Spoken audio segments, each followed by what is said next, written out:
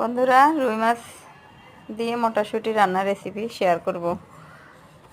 মাছটারে ভালো করে ভেজে নিলাম হলুদ মরিচ আর লবণ দিয়ে। তারপরে কড়াইতে তেল দিলাম, মটরশুঁটিগুলো দিয়ে দিলাম, পেঁয়াজ ডাটা দিলাম, টমেটো দিছি, রসুন বাটা,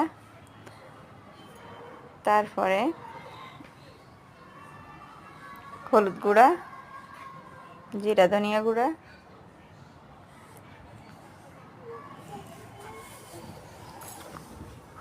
তারপরে দিয়ে দিলাম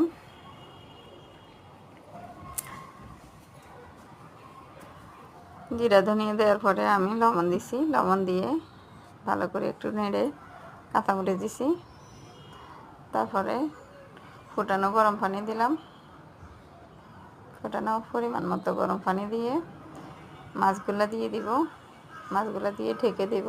সিদ্ধ হয়ে এলে ধনিয়া পাতা দিয়ে নামিয়ে ফেলবো। তো আল্লাহ হাফেজ, ভালো থাকবেন।